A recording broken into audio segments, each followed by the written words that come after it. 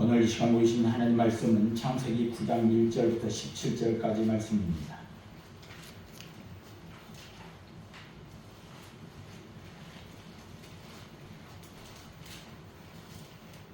오늘 이 시간 우리 주신 하나님 말씀은 창세기 9장 1절부터 17절까지 말씀입니다.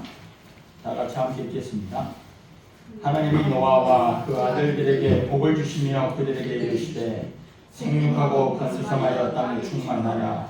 땅의 모든 짐승과 공중의 모든 새와 땅에 뛰는 모든 것과 바다의 모든 물고기가 너희를 두려워하며 너희를 무서워하리니 이것들은 너희의 손에 붙였음이니라. 모든 산동물은 너희의 먹을 것이 될지라. 채소같이 내가 이것을 다 너희에게 주노라. 그러나 고기를 그 생명되는 피째 먹지 말 것이니라. 내가 반드시 너희의 피 곧 너희의 생명의 피를 찾으리니 짐승이면 그 짐승에게서 사람이나 사람의 형제면 그에게서 그의 생명을 찾으리라.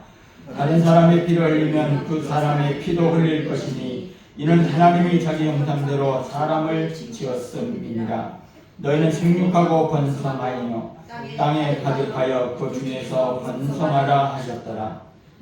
하나님이 노아와 그와 함께한 아들들에게 말씀하여 이르시되 내가 내 언약을 너희와 너희 후손과 너희와 함께한 모든 생물 곧 너희와 함께한 새와 가축과 땅의 모든 생물에게 세우리니 방주에서 나온 모든 것 곧 땅의 모든 짐승에게니라. 내가 너희와 언약을 세우리니 다시는 모든 생물을 홍수로 멸하지 아니할 것이라.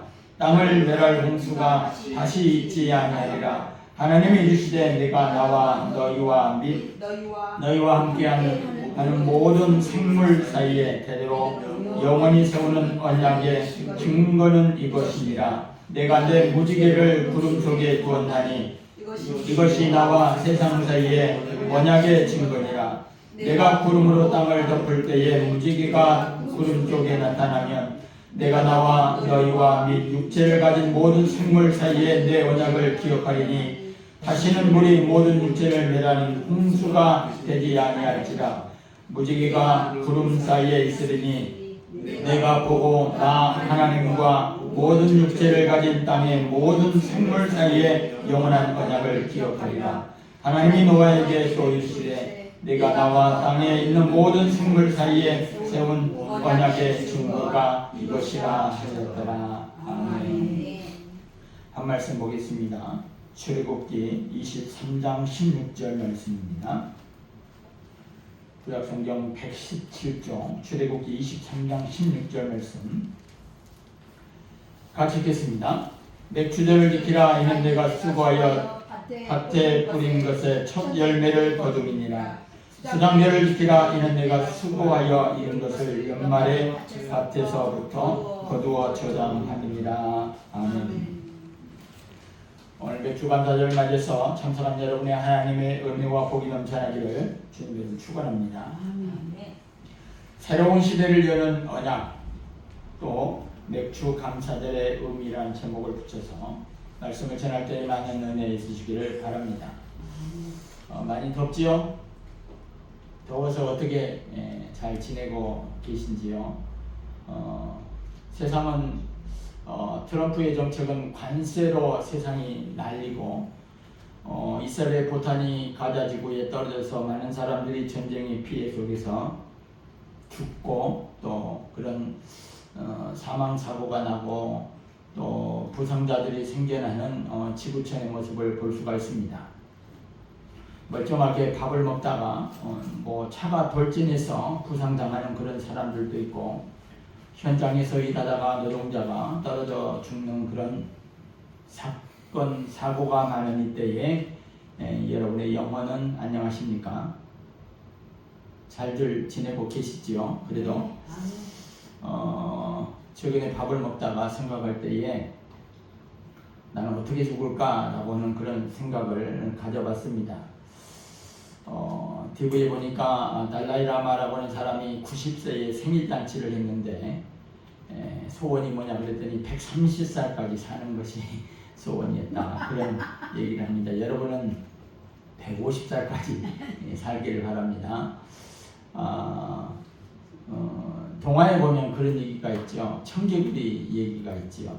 엄마가 이거 해라 그러면 아니요 하고, 저리 가라 그러면 안 가요 하고, 저리 가라 하면 오히려 딴짓거리 하는 그런 청개구리가 있지요. 나중에 이제 엄마가 죽고 난 다음에 나를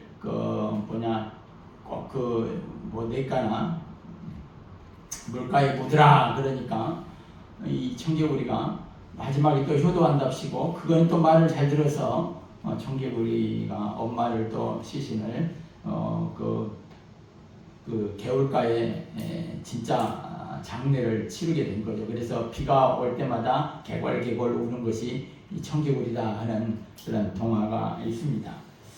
여러분들이 읽었던 이 창세기에 나와 있는 노아의 홍수를 보면 제주도에 가면은 방주교회가 있습니다. 꼭 그렇게 지어놨어요. 그래서 제주도를 가게 되면 방주교회를 한번 꼭 가볼 수 있기를 바랍니다. 돌멩이 위에 물을 해놓고 꼭 방주처럼 지어놨어요. 그래서 SNS에 찾아볼 수도 있는데, 노아의 홍수를 가만히 들여다보면은 하나님께서 여러 가지로 말씀을 했을 때에 많은 백성들이 듣지를 않아요. 그 마음이 심히 부패하고 가증스럽고 죄악이 관영할 때에 하나님께서 오죽했으면 아담과 하와 이후에 인생들을 지은 걸 후회했다 그랬어요. 오죽했으면 죄가 관영해서 하나님이 인생들을 지었던 걸 후회했다, 성경은 그렇게 기록을 합니다. 그러고 난 다음에 하나님께서 인류를 다 쓸어버릴 작정을 하고 노아에게 명령합니다. 너는 저 산꼭대기에 배를 지어라. 노아가 하나님의 명령에 예 알겠습니다 하고 배를 짓는데 무려 120년 동안 높은 산꼭대기에 배를 짓습니다. 그럴 때에 많은 사람들은 노아를 향하여 핀잔을 주고 모욕하고 쓸데없는 짓거리를 하고 있다 하면서 어떻게 세상이 망하느냐 하면서 비웃고 조롱하는 그런 모습이 우리가 읽었던 9장 2절에 계속 나오지요. 그래서 노아는 아주 하나님의 말씀에 순종하면서 자기 아들들과 며느리들을 해서 높은 산꼭대기에 120년 동안 배를 짓습니다.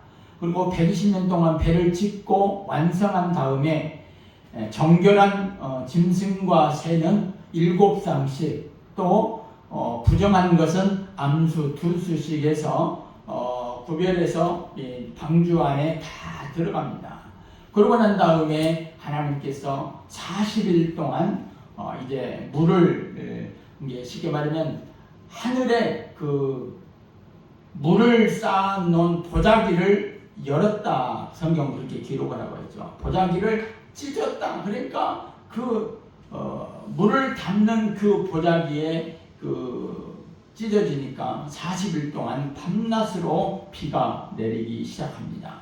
그리고 40일 동안 다 산 위에 산 꼭대기에, 그러니까 배가 둥둥 떠서 산 꼭대기에 배가 움직일 정도의 모든 그런 지상에 있는 모든 숨쉬는 생물은 다 쓸어버렸다 하는 것이 성경에 나옵니다.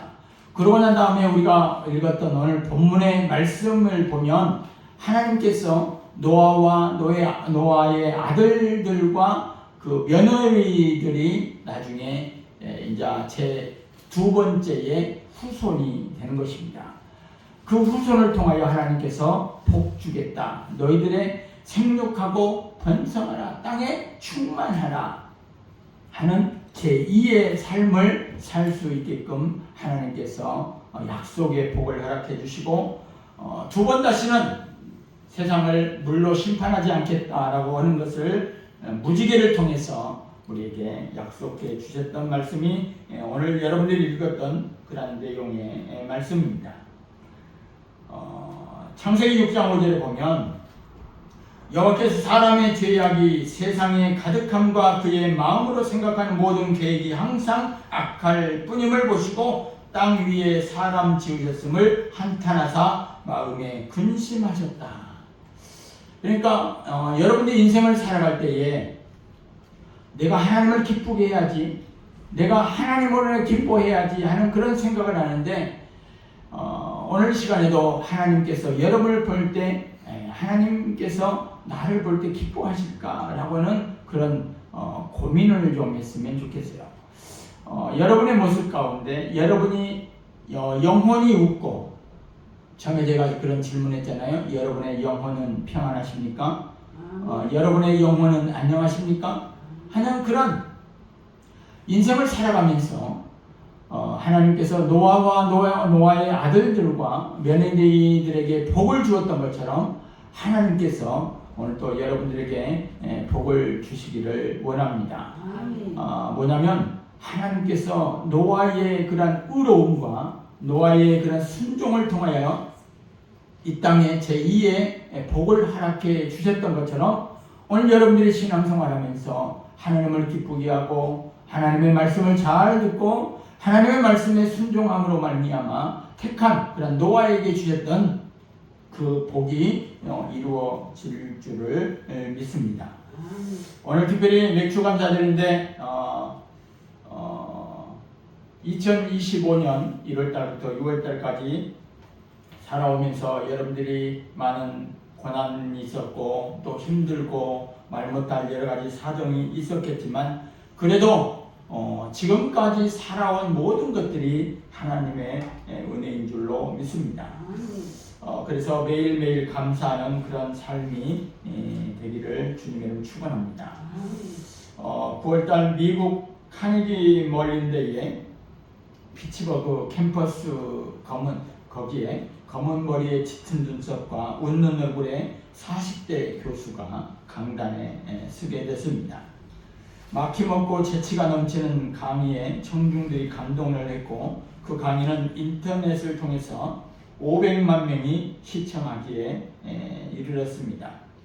전 미국을 떠들썩하게 만들던 이 주인공은 이 대학의 랜디 포시라고 하는 컴퓨터 공학과의 47살의 교수님인데 그의 강의가 특별했던 이유는 따로 있었습니다. 왜냐하면 그는 의사로서의 삶이 앞으로 몇 개월밖에 남지 않았다고 하는 시한부 판정을 받은 췌장암 환자 교수였기 때문입니다. 그래서 마지막으로 강의를 그들에게 하고 있는 것입니다. 이 포시 교수는 전공 대신 인생 이야기를 중심으로 한 이 강의에서 많은 사람들의 자신의 잠재력을 허비하고 있다고 이를 일깨우라고 촉구하는 그런 강의를 하게 됐습니다. 뭐라고 얘기를 하고 있느냐면 어떤 성취를 이루는 과정에서 벽에 부딪히지만 벽이 있는 이유가 다 있다면서 그 벽은 우리가 뭔가를 얼마나 절실히 원하는지를 시험하는 기회다라고 그렇게 강의를 하고 있는 것입니다. 그러면서 항상 삶을 즐길 것도 주문하면서 물고기에게 물이 중요하듯이 사람에게 삶을 즐기는 것이 중요하다라고 그렇게 강의를 했습니다. 그 교수는 이어서 말하기를 이 즐거움은 감사하는 마음을 가질 때에 가능하다고 했습니다. 자신의 몸 안에 10개의 종양 사진을 보여주기도 하고 농담을 섞여가면서 많은 대학생들에게 유쾌하게 강의를 진행하는데 5가지로 요약을 했습니다. 첫 번째로는 인생에 있어서 절대 포기하지 말아라. 포기하지 말아라. 두 번째는 가장 좋은 금은 쓰레기의 밑바닥에 있다. 세 번째는 당신이 뭔가를 망쳤다면 사과하라. 네 번째는 감사하는 마음을 보여줘라. 마지막 5번째는 준비하라. 행운은 준비가 기회를 만날 때에 온다라고 그렇게 정해 볼 수가 있는 것입니다. 여러분, 제가 지나간 시간 동안 하나님께서 우리에게 주신 은혜와 축복을 생각하면 이 시간에 앉아있는 여러분이 감사할 이유는 없습니다. 성경에 보면 범사에 감사하라 이는 그리스도 예수 안에서 너희를 향하신 하나님의 뜻이다. 그러니까 우리가 한순간 한순간 지나가는 모든 과정 가운데 오늘 현실에 맞닥뜨린 이 모습 이대로에 감사하지 않으면 우리는 아무것도 아니라고 하는 거죠. 오늘 특별히 매추감사절인데요. 이 매추감사절은 이스라엘 백성의 3대의 절기 중에 하나입니다. 쉽게 말하면 이 매추절이라고 하는 것은 뭐냐면 이스라엘 백성들이 모세로 인하여 출애굽했죠. 가나안에 들어가서 그를 유월절이라 그러잖아요. 모세를 통하여서 가나안을 애굽을 탈출했던 그 유월절 날 기념해서 나와서 이스라엘 백성들이 광야에서 제단을 쌓고 하나님 앞에 예배를 드리죠. 그러니까 유월절이 끝난 이후에 7주가 끝난 다음 날 50일째 되는 날 곡식을 처음 거두어 수확의 첫 단을 하나님께 드린 절기가 바로 매추절이라고 하는 거죠. 쉽게 말하면 이스라엘 백성들이 40년 동안 광야 생활하고 가나안 땅에 들어가고 나서 첫 번째로 거두었던 곡식을 하나님 앞에 드리는 그 절기가 매추절이다라고 하는 것입니다. 매추절은 주실절이라고 부르는데요. 첫 보리를 거두어 하나님 앞에 드리는 절기가 바로 이 매추절이다라고 하는 거죠. 여러분이 앞에 보고 있는 이 현수막의 제일 밑줄에 보면 말씀에도 보면 그러잖아요. 매추절을 지키라. 이는 내가 수고하여 밭에 뿌린 것에 첫 열매를 거둠이니라. 맥추라고 하는 말은 보리맥자와 가을 추자의 합쳐진 그런 단어죠. 보리를 거두어드리는 계절이라는 그런 뜻입니다. 그러므로 맥추절은 보리 추수를 마치고 하나님 앞에 감사의 예배를 드리는 절기다라고 하는 것입니다. 그래서 우리가 오늘날로 말하면 신학시대로 넘어오면 하나님 앞에 예배를 드린다는 그런 표현을 쓰죠. 예배, 제사를 드린다라고 하는 그런 개념이죠. 그래서 오늘 우리나라뿐만 아니라 전 세계에 7월 첫째 주가 되게 되면 이 매추절을 지키는 의미를 보면 1월달부터 6월달까지 6개월 동안 지켜주신 하나님의 은혜에 감사드리고 남은 6개월을 감사로 시작하자라고 하는 그런 의미가 담겨져 있습니다. 여러분 하나님의 뜻이 뭘까요? 네? 하나님의 뜻이 뭐겠어요? 하나님의 뜻이 뭐예요? 여러분이 신앙생활하면서 하나님의 뜻 그러는데 정작 하나님의 뜻이 뭐겠어요? 데살로니가서 5장 16절 이하에 보면 항상 기뻐하라, 쉬지 말고 기도하라, 범사에 감사하라. 이는 그리스도 예수 안에서 너희를 향하신 하나님의 뜻이니라.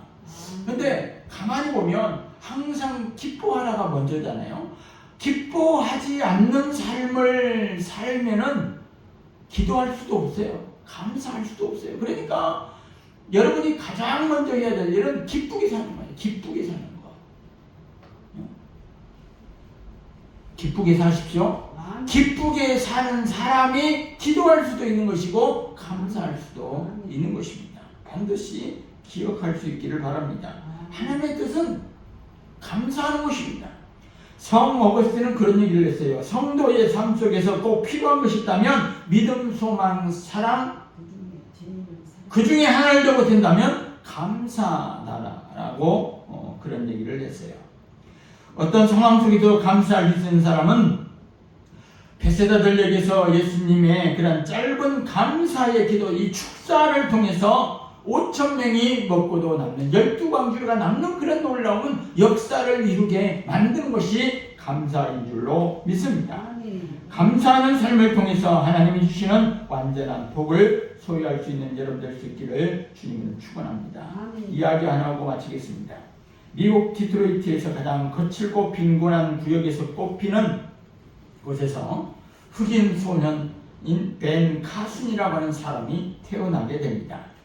어머니 소냐 카슨은 13살 때에 이 아이를 임신을 하게 되는데 21살 때에 그러니까 이 벤 카슨이라고 하는 이 아이가 8살 때에 남편이 그냥 그 소냐 카슨을 버립니다. 그러니까 부인을 버리는 거죠.